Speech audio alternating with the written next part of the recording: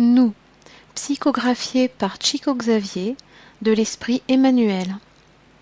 De quelle manière me perfectionner pour être meilleur? Je remarque que la sublimation est un problème presque insoluble. Que faire pour le résoudre? Je cherche à me façonner, mais comment? La perfection existe-t-elle? Comment l'atteindre? Souvent, nous sommes questionnés par nos frères du plan physique, avec des doutes similaires à ceux que nous exprimons. Cependant, sans effort, cela ne nous est pas possible. Alors surgit l'objectif d'écrire ce livre simple, vraiment très simple, pour essayer de formuler des réponses. C'est ainsi que nous avons écrit les pages sans prétention de ce volume au sujet des questions proposées, des pages qui ne sont pas destinées seulement aux amis qui nous ont fait l'honneur de leurs questions fraternelles, mais à nous tous, les esprits incarnés et désincarnés qui peuplent la croûte terrestre ou qui se trouvent aux alentours, à travers leurs nombreuses réincarnations et désincarnations. C'est pour cela qu'en nous adressant à nos frères dans l'expérience terrestre, nous nous parlons à nous-mêmes. Pour toutes les considérations exprimées ici, nous ne serons jamais autre chose que des destinataires. Le perfectionnement et la perfection constituent des états d'esprit très distants l'un de l'autre. Pour cette raison, nous ne dialoguerons pas avec nos frères, mais nous adresserons nos réflexions spécialement à nous-mêmes. Nous sommes responsables de ce que nous écrivons, mais nous nous reconnaissons comme inclus dans la grande lignée des esprits qui ont besoin de plus de clarté pour réussir le travail de notre propre régénération, situés tels que nous nous trouvons sur les plus divers chemins de la vie. Ce livre se présente sous le titre « Nous », car, de manière générale, nous sommes tous en cours de perfectionnement, sur les traces de la perfection qui, un jour, dans le grand futur, nous réunira tous, très intensément, dans l'amour infini de notre Père. Par l'esprit Emmanuel, à Uberaba, le 12 avril 1985. Nous, chapitre 1, la famille. La famille consanguine est le champ de lumière de l'âme, dans lequel ne triomphent que ceux qui se sont enrichis de patience, de renoncement et de bonne volonté. Parfois, l'amour nous rassemble, dans le champ de la vie, en régénérant en nous la graine du destin. En général, ce ne sont pas les compagnons qui ont déjà atteint une sphère supérieure auréolée par les vainqueurs qui se joignent à nous, mais les amoureux les moins estimables d'autres époques, afin de restaurer le tissu de la fraternité indispensable pour réchauffer nos âmes dans notre chemin. Très souvent, dans la condition de père et fils, de conjoints ou parents, nous ne sommes rien de plus que des débiteurs qui cherchons à préserver d'anciens compromis. Si tu es père, n'abandonne pas ton fils aux processus évolutifs de la nature animale, qui sont moins dignes d'attention que le potager que tu cultives. Les fils sont comparables au traitement de la terre spirituelle, qui te rendra, invariablement, à la spiritualité recherchée par ce que tu prétends lui offrir. Si tu es un fils, ne méprise pas tes parents en les laissant dans l'oubli et en sous-estimant leur cœur lorsqu'ils te paraissent en désaccord avec tes idéaux d'élévation et de noblesse, car un jour, tu auras besoin de compréhension pour que, dans ton individualité, se perfectionne ce qui est le moins travaillé et le plus délaissé. Le compagnon le plus vieux, partout, est le reflet de ton propre futur. Apprends à utiliser la bonté en doses intensives, en l'ajustant à la compréhension et à la vigilance, afin que l'expérience en famille ne disparaisse pas dans le temps sans rien apporter pour le grand chemin. Celui qui n'aide pas quelques-uns ne se croit pas habilité à secourir un grand nombre. Celui qui ne tolère pas le petit malaise domestique, en sachant se sacrifier spontanément dans la joie au profit des frères du foyer, ne pourra pas sauver les créatures dans des situations qu'il ne connaît pas lui-même. Cultive le travail, le silence et la générosité, et tu obtiendras le respect sans lequel personne n'arrive à quitter ce monde en paix avec soi-même. Si tu ne pratiques pas, dans le groupe familial ou en un effort isolé la communion avec Jésus, n'attends pas pour chercher autour de toi l'inspiration et la direction dans le culte de l'Évangile. Ne perds pas le trésor du temps en plaintes inutiles ou destructives. Essaye d'aider tous les membres de ta famille, afin que tous te comprennent et t'aident à trouver la solution des problèmes quotidiens. Le foyer est le port d'où l'âme entreprend son parcours pour l'au-delà, et celui qui ne porte pas en son cœur le bagage de l'expérience chrétienne échappera difficilement des mauvaises surprises inquiétantes et douloureuses. Cherche l'Évangile avec les autres ou seul, mais souviens-toi que tous les jours sont les moments de commencer. Nous, chapitre 2, les notations d'amis. Lors de la vie terrestre, très souvent survient un jour où nous constatons ne pas avoir aimé suffisamment et nous en souffrons. C'est pour une telle raison que nous nous efforçons de te dire, nous, les amis qui sommes déjà libérés du corps physique, que si tu te disposes à pratiquer le bien envers ton prochain, même si tu es au meilleur de ta santé, fais-le dès maintenant, car il est toujours plus tard que tu ne le penses. Nous, chapitre 3. Comment parler, comment écrire? Et s'étant de nouveau baissé, il écrivait sur la terre. Jean 8.8. Combien n'abuseront pas des ressources de l'écriture en véhiculant des impositions et en diffusant des mensonges sur la terre? Combien d'esprits, même désincarnés, font valoir cette possibilité pour assouvir des caprices venimeux et individuels? Ici, on écrit pour poursuivre des objectifs inférieurs, et on profite des publications pour vendre des sujets subalternes. Combien de fois nous-mêmes avons-nous utilisé le livre ou le journal en prétendant imposer notre interprétation individuelle? Celui qui écrit doit lutter contre d'innombrables légèretés qui menacent l'esprit. Il est indispensable de se préserver tous les jours, et, avec cette vigilance juste, il est raisonnable de se souvenir de la position de Jésus, qui n'a laissé aucun livre ni parchemin, mais nous a légué cependant les trésors de la vie impérissable. Il convient cependant de considérer que le Maître divin a écrit sur la terre. N'as-tu jamais compris le symbolisme profond de ce geste du Christ? Qui pourrait passer sur cette planète sans écrire quelque idée sur les chemins du monde? Ce n'est pas tout le monde qui rédigera des pages, mais tous écriront sur la terre l'histoire de leur passage commun. À la campagne seront faits des jardins potagers, des arbres seront plantés, les paysages seront modifiés. Dans les villes, des ateliers seront construits, des universités seront édifiées, des immeubles seront érigés. La terre est le grand livre que le Seigneur nous a donné au service de notre formation spirituelle. Même si tu ne le perçois pas, il est constamment écrit. Si tu es une créature de fragile compréhension, tu n'as pas encore de contact avec les enseignements du Christ. Ne néglige pas l'écriture quotidienne. Vois ce que tu écris sur les pages de la vie. Tes mains et tes attitudes écrivent toujours, à chaque instant, avec des couleurs lumineuses ou les ombres du cœur. La terre enregistre ce que tu fais. Ne salis pas le livre que le Père nous a confié. Aide, pardonne, travaille, aime et sers, en utilisant de manière sensée les ressources que le ciel a mis sur ton chemin et dans tes mains, comme quelqu'un qui sait que la comptabilité divine nous atteint tous au grave moment où nous devons rendre des comptes justes. Nous, chapitre 4, la conquête de la paix.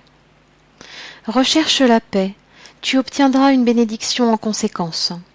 N'accumule pas des excès de ressources monétaires sans utilité. Ne fuis pas les obligations avec lesquelles tu t'es engagé. Ne cultive pas la rébellion, ni ne méprise le travail qui t'alimente.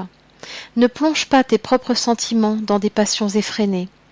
Ne vis pas dans l'indifférence des besoins et des épreuves des compagnons de l'aventure humaine que la vie elle-même te demande de considérer et d'aider.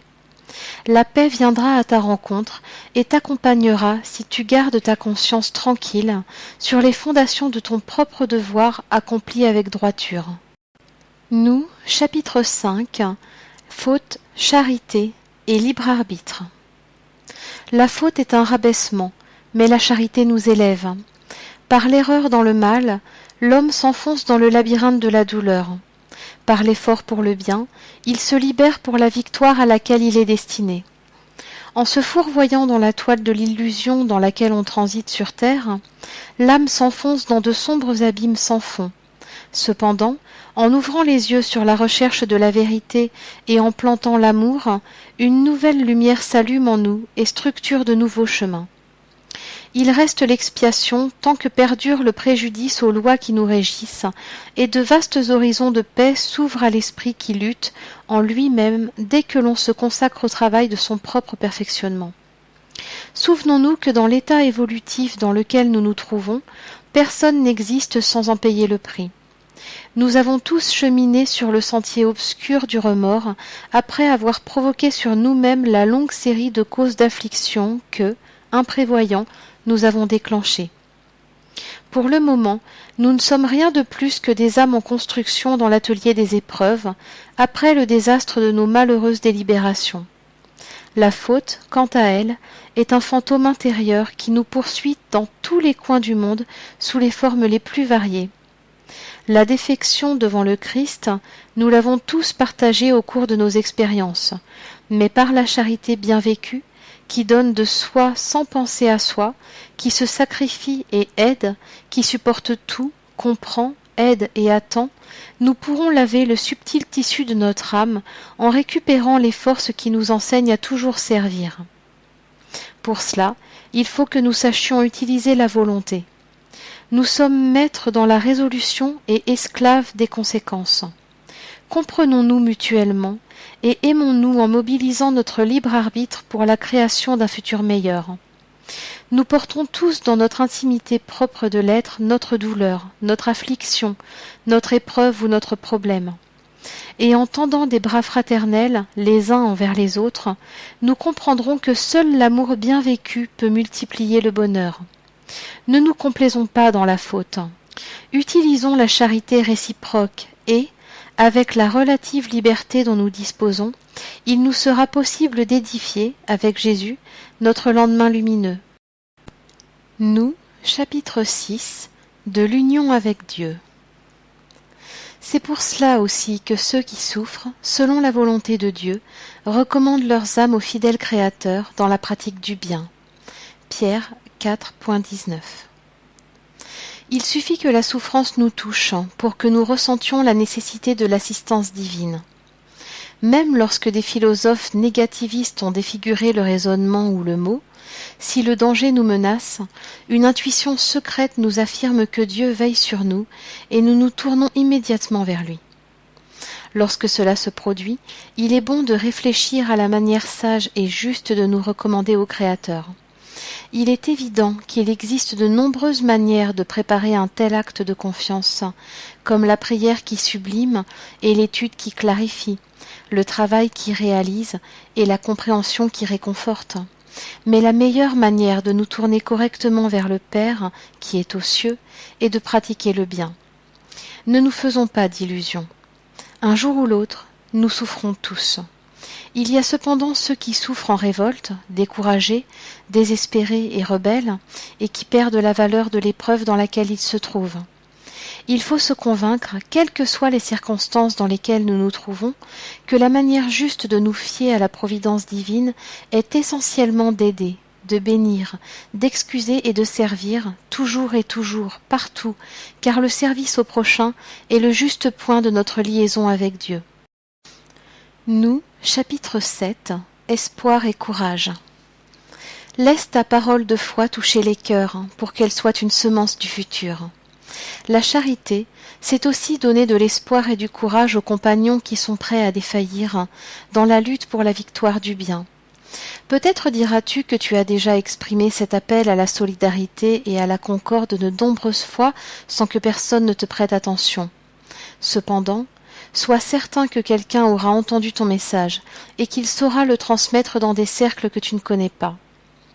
Chaque fois que cela est possible, répands des pétales d'optimisme et d'amour parmi ceux qui t'entourent pour leur dévoiler la vie spirituelle. Le vent des heures transportera tes paroles pour le bien d'autrui, et de tes affirmations naîtront des fruits de paix et de bénédiction qui, en revenant vers toi, te couvriront de vibrations de confiance et de joie. Souvenons-nous des paroles de Jésus parmi toutes celles qui ont traversé les siècles. Je ressens de la compassion pour la multitude. Nous, chapitre 8, en examinant la richesse. Des valeurs distribuées correctement définissent le bien commun. Des ressources appliquées avec amour expriment la solidarité et la bienfaisance. L'effort pratiqué dans le temple domestique, qui s'exprime par l'hygiène et la sobriété, l'élévation et le confort, constituent la dignité de vivre, accessible à tous les cœurs qui s'élèvent dans la conscience pour le culte du bien chaque jour. Pour de tels mystères, le Seigneur confie aux hommes plusieurs tâches, dans les domaines de l'administration et de la responsabilité, que ce soit dans les fastes de la vie publique ou dans la douce communion du foyer. Cependant, si la propriété à titre précaire, selon les lois divines, qui donne à l'esprit incarné la condition d'usufruire des biens du monde est toujours respectable, il est impérieux de considérer que toute accumulation inutile des ressources de la terre, sans bénéfice pour les créatures sœurs, démontre une avarice qui s'exprime par une dangereuse infirmité de l'âme. Toute valeur de la vie est précieuse lorsqu'elle est en bénéfice de la vie elle-même, une vérité cristalline que nous voyons dans l'eau pure qui se transforme en courant malade retenu dans le puits, sans utilité pour personne, et dans le sang robuste qui, une fois le flux subitement arrêté, détermine le désastre organique. Faisons de l'aide incessante notre plus grand trésor, parce que les calamités de la mesquinerie sont tolérées dans le monde pour corriger par d'amères désillusions ceux qui la cultivent, car les riches inactifs et avares, tout comme les pauvres inertes et révoltés, accusent, devant la loi, un même poids dans la balance de l'évolution. Seul le travail est source de richesse impérissable, et seule l'éducation est la lumière qui oriente notre parcours vers les plus hauts destins. Apprenons à servir, perfectionnons-nous, et nous obtiendrons, dans le cœur et l'esprit, la paix et l'amour qui représentent, dans nos âmes, l'incorruptible patrimoine de Dieu. Nous, chapitre 9, Foi, espérance et amour. Si tu as la foi, tu garderas en toi l'espoir, et celui qui a de l'espoir permet au cœur de transfuser l'amour. Observe la foi qui inspire le travail digne dans tous les cercles de lutte qui t'entourent. Le travailleur confie au sein de la terre l'humble semence qui lui garantira la récolte. Mais pour que la récolte soit le fruit du travail, il conserve les dons de l'espoir et de l'amour, en ayant confiance dans le sol mouillé par la pluie, dans la chaleur du soleil et dans l'effort qui lui consume son énergie. Sûr de lui, le constructeur planifie la construction de la noble maison, en traçant ses lignes essentielles, mais pour concrétiser le projet, il espère et aime en utilisant le marteau et la pioche, la terre et la pierre. Tout dans l'univers, par les opérations les plus simples auxquelles notre existence s'ajuste, est un acte de foi qui génère l'espoir et l'amour qui soutiennent les bases de la vie. En ayant confiance, l'homme s'alimente et s'assure son propre équilibre. En ayant confiance, il profite des expériences de ceux qui l'ont précédé et développe son ascension vers la sagesse.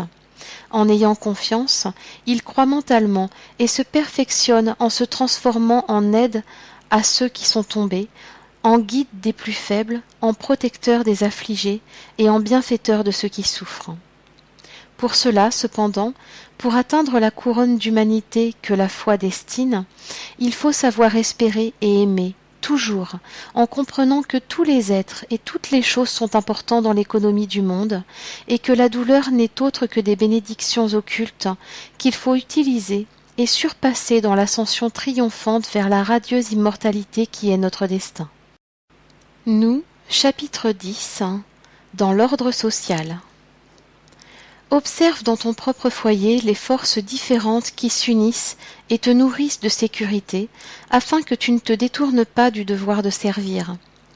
Le législateur dont la pensée garantit l'harmonie dans la vie publique, l'ingénieur qui a tracé le plan de l'habitation, le maçon qui a érigé la construction qui t'abrite, le peintre qui a donné de la joie à ton environnement, l'ouvrier qui t'a apporté la bénédiction de l'eau dans ta maison, le bras diligent qui te garantit le combustible et la force afin qu'il ne te manque ni chaleur ni lumière.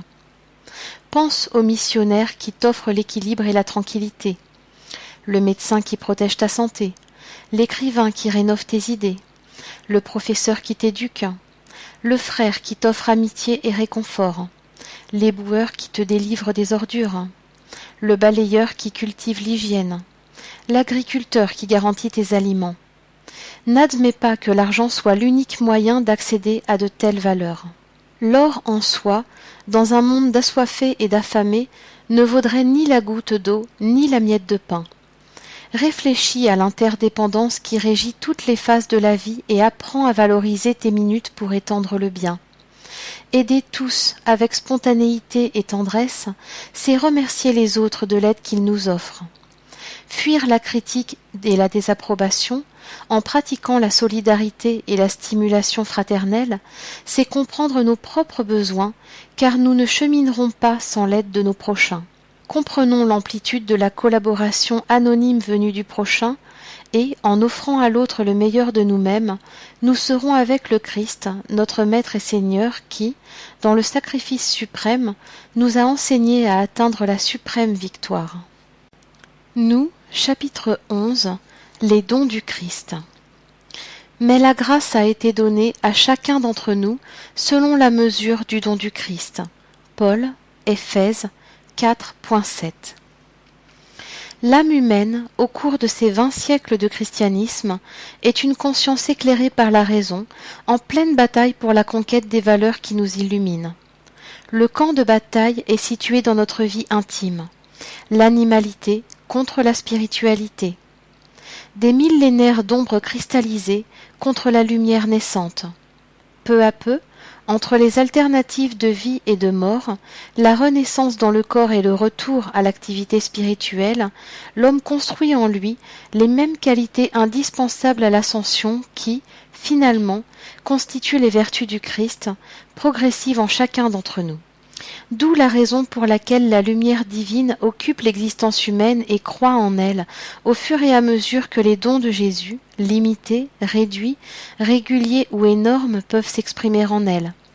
Où que tu sois, quel que soit ce que tu es, cherche à intégrer les qualités chrétiennes en toi, avec une attention aussi vigilante que celle que tu dispenses aux plantes que tu fais pousser ou à ton foyer. Quant à l'existence temporaire dans le monde, nous sommes tous susceptibles de produire pour le bien ou pour le mal. Offrons au cultivateur divin le vase du cœur, en nous souvenant que si le sol conscient de notre esprit accepte les semences du céleste cultivateur, chaque miette de notre bonne volonté sera transformée en canal pour l'extériorisation du bien, avec la multiplication permanente des bénédictions du Seigneur tout autour de nous. Observe ta bonne partie, et souviens-toi que tu peux la dilater à l'infini. Ne cherche pas à détruire des millénaires d'ignorance en une seule fois. Valorise l'effort de l'auto-perfectionnement de chaque jour. Persiste à apprendre avec le maître de l'amour et du renoncement. N'oublions pas que la lumière divine occupera notre espace individuel au fur et à mesure de notre réelle croissance dans les dons du Christ. Nous, chapitre 12, devant le bonheur. Le problème du bonheur est toujours lié à notre fort intérieur. Et parce que, même dans les sujets les plus transcendants, nous ne pouvons pas renoncer à la simplicité, en aide à notre argumentation, nous invoquons la nature, où dans chaque niveau évolutif, il est possible d'observer les chrysalides de conscience dans les limitations relatives auxquelles elles s'ajustent. Nous voyons que chaque être des cercles inférieurs de l'échelle humaine possède des joies qui lui sont propres. Pour le corbeau, le bonheur est d'accéder aux détritus. Pour le serpent, c'est l'absorption du venin avec lequel il se fortifie dans la défensive. Pour le hibou, c'est son excursion dans les ténèbres. Pour la limace, c'est l'inactivité incessante. Pour l'hirondelle, c'est le culte du printemps où la prime-vert resplendit. Pour la source, c'est le service qu'elle rend à tous. Pour l'arbre, c'est son incessante bienfaisance. Pour le soleil, c'est le privilège de servir comme une lumineuse donation de lui-même. Chaque esprit, ainsi que cela se produit avec les éléments les plus simples, reste plus ou moins dans l'attitude mentale qu'il se figure être son aspiration satisfaite. Pour beaucoup, le bonheur est l'immersion dans la paresse et dans la haine, dans la discorde et la cruauté, dans la pénurie et l'ignorance, dans le désarroi et la rébellion. Cependant, pour les âmes éveillées dans la révélation du Christ, le bonheur est la construction d'elle-même pour la communion idéale avec Dieu. Si tu es déjà éveillé à la vérité, accepte le travail et le renoncement, les afflictions et les peines de la condition physique, comme les bénédictions matérielles de ta propre édification. Et, en apprenant et en servant infatigablement, sans aucun inventaire de sacrifice ni aucune préoccupation au sujet du temps nécessaire pour cet ajustement, tu obtiendras l'équilibre intérieur en tissant par ta propre lutte les ailes avec lesquelles tu atteindras les sommets de la vie en plein triomphe. Nous, chapitre 13, devant l'argent. Ne condamne pas l'argent qui motive tes pas dans l'évolution. Comme cela se produit avec l'électricité ou la force explosive, l'argent en soi n'est ni bon ni mauvais. Ses effets dépendent de l'application que nous en faisons. Avec l'homme et avec l'argent, le Seigneur élève la civilisation sur les hauteurs de la lumière, mais l'homme, parfois, avec une ambition effrénée, idéalise l'argent qui est fait par le Seigneur et étend le calamiteux pouvoir de l'ombre par des guerres qui détruisent la vie. Avec l'homme et avec l'argent, le Seigneur conduit les nations au sanctuaire de la science, en leur prêtant les talents de la culture et de l'art. Mais l'homme, généralement maître de la vanité, domine l'argent qui est un patrimoine du Seigneur et salit le chemin de la communauté avec l'ombre du déséquilibre et de la sottise. Avec l'homme et avec l'argent, le Seigneur construit pour l'humanité le refuge domestique. Mais, dans beaucoup d'aspects de la vie, avec son égoïsme, l'homme absorbe l'argent qui est la propriété du Seigneur et transforme son foyer en tranchée de passions funestes qui débordent en foyer de perturbation et de haine. Avec l'homme et avec l'argent, le Seigneur érige le temple de la justice sur la terre. Mais l'homme, avec une méchanceté calculée, emprisonne l'argent qui appartient au Seigneur et avec lui fabrique le fiel de vénalité avec lequel il anéantit l'existence de ses semblables. Il n'y a pas de malédiction dans l'or de la terre, qui est le sang du travail et le levier du progrès pour le perfectionnement du monde. Cette malédiction est en nous lorsque nous nous attachons à l'ignorance et à la délinquance, en le réduisant à l'esclavage de notre infériorité et à nos passions pour alimenter les racines du mal. Nous, chapitre 14, la pitié du Verbe. N'oublie pas la pitié à la portée de tous, grande et noble dans tous les aspects de la vie. Aide sans blesser et secours sans humilier. Construite sur les fondations du pardon clair et simple, même dans les moments les plus graves, la pitié est paix et compréhension. Nous nous référons à la pitié du Verbe, sans laquelle l'or et le pain de la bienfaisance sont plus amers que le fiel. N'oublie pas les mots qui relèvent et bénissent et qui, en étant l'aide et la rénovation, brillent dans le monde comme la lumière solaire. Ce sera toujours facile de distinguer les échecs et les erreurs, les malheurs et les désertions. Il sera facile de mettre en évidence les blessures et les cicatrices et d'indiquer les remèdes adéquats. Mais l'amour qui vient d'en haut, qui relève les âmes et les vies, utilise le verbe magique de la compréhension qui réconforte et restaure. Tu seras grand dans le monde en partageant les restes de la table et les ressources de la bourse en faveur de ceux qui partagent avec toi la marche humaine, mais tu seras bien heureux par la parole consolatrice avec laquelle tu opères la résurrection des espoirs à moitié morts. À la maison ou dans la vie publique, face aux hommes ou devant la nature, ne condamne pas là où tu ne peux pas aider. Ne prononce pas de phrases impensées, adoucis l'inflexion de ta voix et discute en aidant. Beaucoup sèment des pièces et distribuent des aliments pour diminuer le pouvoir tyrannique de la pénurie. Beaucoup répandent l'alphabet et l'instruction pour réduire l'influence de l'ignorance. Mais seule la parole de compassion fait de la charité l'amour et transforme la culture en éducation devant la miséricorde et la justice de Dieu. Nous, chapitre 15, d'autant plus. Plus tu as, plus il te sera ajouté, nous dit le Seigneur. Pour que nous comprenions l'enseignement, étudions la nature. Plus la bêche se repose, plus grandes seront les attaques de la rouille qui la conduiront de l'inactivité à l'inutilité. Plus le puits est scellé, plus ses eaux seront nocives, transformant l'eau inerte en eau létale. Plus le fruit mûr est abandonné, plus profonde sera sa corruption qui le rendra impropre à la consommation. C'est pourquoi la loi étendra les forces que nous extériorisons, comme les semences qui se reproduisent en régime de multiplication. Plus il y a d'égoïsme, plus il y aura d'avilissement. Plus il y a de repos non mérité, plus il y aura de paresse. Plus il y a de vanité, plus il y aura d'affliction. Plus il y a de jalousie, plus il y aura de désespoir. Plus il y a de délinquance, plus il y aura de remords. Plus il y a d'erreurs, plus il y aura de correction. Plus il y a de déséquilibre, plus il y aura de souffrance. Plus il y a de travail, plus il y aura de progrès. Plus il y a de bonne volonté, plus il y aura de sympathie. Plus il y a d'humilité, et plus il y aura de bénédiction. Plus il y a de bonté, plus il y aura de triomphe. Plus il y a de service, plus il y aura d'aide. Plus il y a de pardon, et plus il y aura de respect. Plus il y a d'amour, et plus il y aura de la lumière.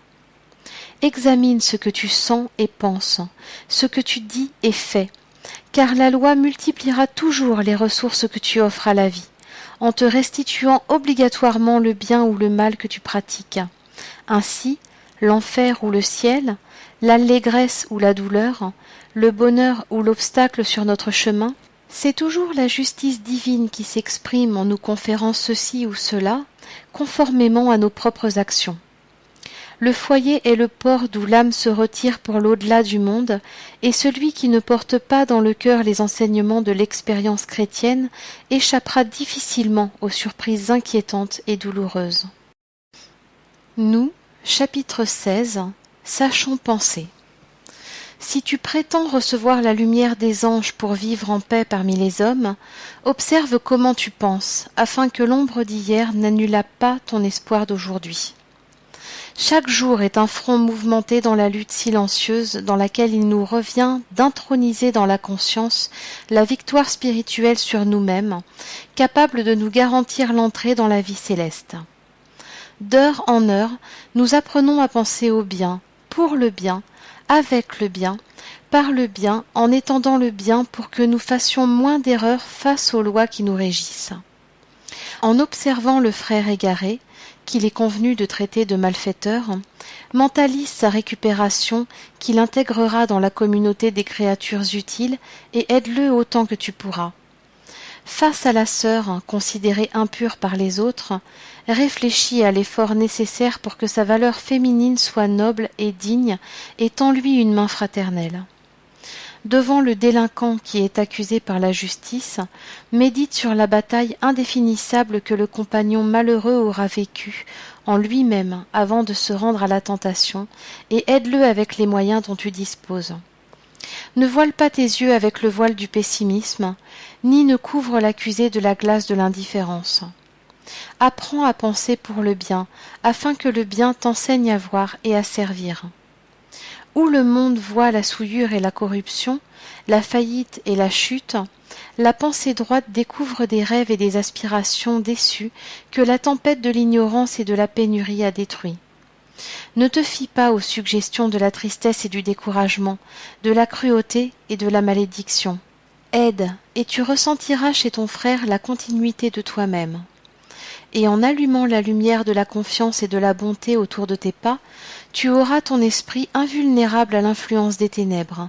Tu transformeras ton esprit en vase sacré dans lequel la pensée noble, accueillie avec netteté et sûreté, transformera ton existence en étoile brillante sur la terre, telle une anticipation bénie du royaume de Dieu. Nous, chapitre 17. Si tu as de la patience. Si tu as de la patience, tu seras le pilier de l'institut domestique, en évitant les conflits et les querelles parmi ceux que tu aimes le plus. Si tu as de la patience, tu aideras ton collègue de travail qui montre de l'inexpérience, en assistant son esprit contre la crainte du chômage et en faisant un ami pour le jour où tu en auras besoin. Si tu as de la patience avec les amis de ton groupe social, tu réussiras à les vacciner contre le délire de la discorde et contre le froid du découragement.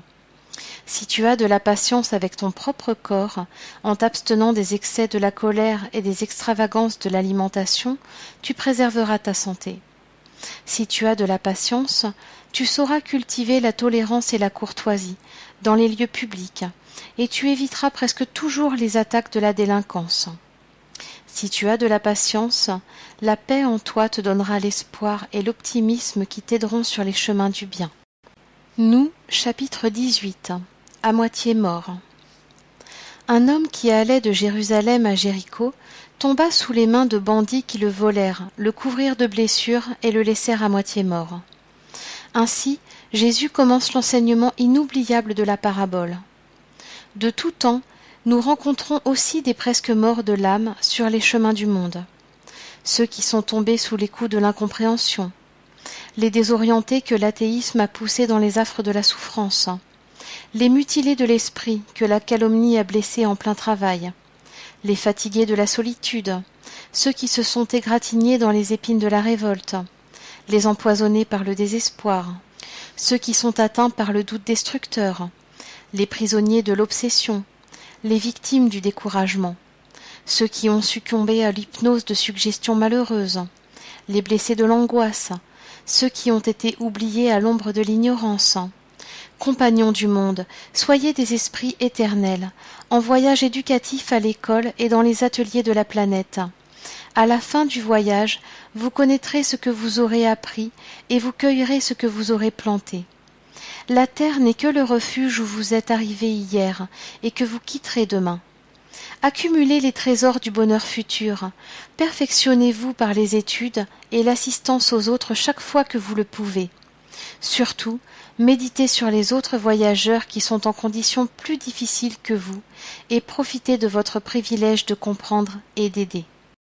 Nous, chapitre 19. Simplifie. Si tu désires la bénédiction de la paix, simplifie ta propre vie afin que la tranquillité te soit favorable. Beaucoup font appel à l'aide des autres en oubliant la nécessité de s'aider soi-même. Ils s'enferment dans l'enchevêtrement des préoccupations vaines, s'étouffent sous des devoirs qui portent préjudice à leur parcours et ils finissent par supplier le secours de la charité, alors que, plus avisés, ils pourraient s'approprier d'amples ressources pour une assistance généreuse aux plus défavorisés du monde et utiliser le talent du temps pour semer la sympathie. Ils s'embourbent dans des ambitions sans mesure, en cherchant pour eux-mêmes les chaînes de la souffrance ou en portant sur leurs épaules fragiles des charges trop lourdes et difficiles à supporter. Ils ne se contentent pas de vivre en sécurité le jour que le Seigneur leur concède. Ils préfèrent se plaindre par avance des probables tempêtes d'un lendemain lointain qui, peut-être, n'arrivera jamais. Ils ne se contentent pas du pain béni d'aujourd'hui. Ils réclament un grenier plein pour toute leur vie, mais ignorent les changements et les épreuves qui les attendent.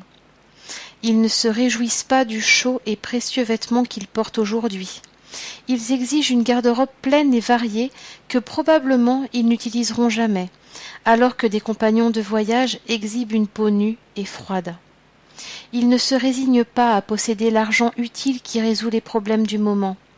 Ils soupirent en pensant à leur compte en banque, dominateurs et enviés, qui attribuent à leur nom une grande reconnaissance financière, alors que le manque perturbe souvent le foyer d'autrui. Apprends à vivre avec le minimum que Dieu prête à ton corps physique, en recueillant la lumière de la connaissance noble et en faisant tout le bien que tu peux à autrui. Aide, pardonne, travaille, aime et sers en utilisant de manière sensée les ressources que le ciel a mises sur ton chemin et dans tes mains, comme celui qui sait que la comptabilité divine réglera nos comptes à tous le moment venu. Et, en simplifiant tes propres expériences, tu te sentiras plus léger et plus heureux, habité finalement par la libération spirituelle qui, de manière infaillible, te convoquera, aujourd'hui ou demain, à la vie plus grande. Nous, chapitre 20. Supplique de l'enfant à l'homme. Ami, aide-moi maintenant pour que je puisse t'aider plus tard. Ne me relègue pas à l'oubli, ni ne me condamne à l'ignorance ou à la cruauté. Je viens à la rencontre de tes nobles aspirations, de ta convivence, de ton œuvre. En ta compagnie, je suis comme l'argile entre les mains du potier. Aujourd'hui, je suis un semis, la fragilité, la promesse. Demain, je serai ta propre réalisation. Corrige-moi, avec amour, lorsque l'ombre de l'erreur se répand sur mon chemin, afin que la confiance ne m'abandonne pas. Protège-moi du mal, enseigne-moi à découvrir le bien où qu'il soit. Ne m'éloigne pas de Dieu et aide-moi à conserver l'amour et le respect que je dois aux personnes, aux animaux et à toute chose qui m'entoure. Ne me nie pas ta bonne volonté, ta tendresse, ta patience. J'ai autant besoin de ton cœur que la petite plante fragile a besoin d'eau pour prospérer et vivre. Donne-moi ta bonté et je t'offrirai ma coopération.